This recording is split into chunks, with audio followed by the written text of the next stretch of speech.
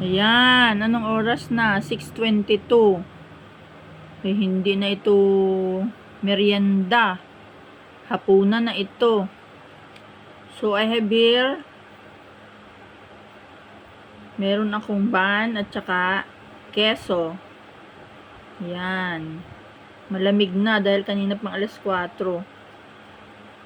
Pa-wiri-wiri yung aking cellphone kaya hindi ako makapag-video. Kaya yun, inintay ko. Kain tayo ng merienda. Ito, super lamig na kape. Masarap pa rin kahit pa paano. Just you wait ha. Dahil ito yung baka hapunan na.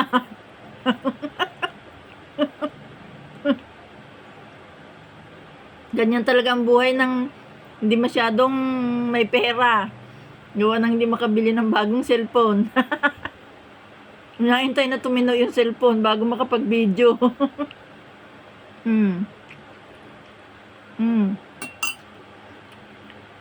Eh, ang mahal ng cellphone, ang mahal ng bili ko na rin.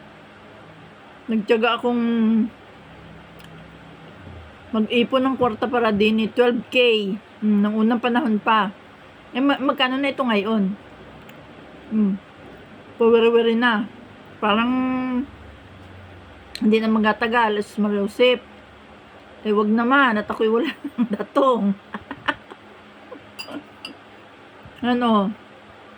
Malamig pa sa itong kape na ito.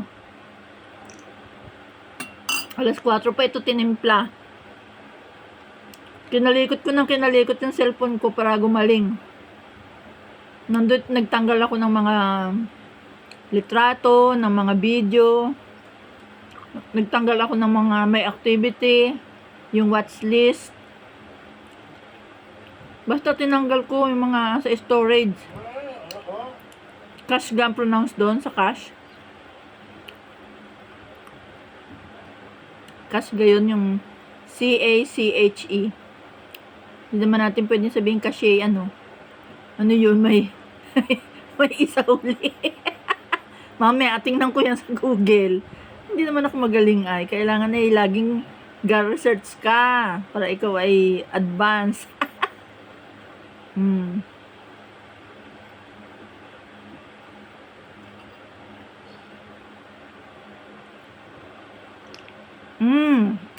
Ay siya, hala.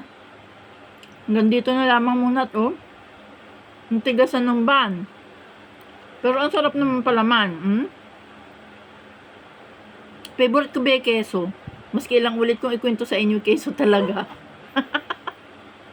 Tapos, gatas, keso, yan. Eh, yun namang keso, galing yan sa gatas. Diga?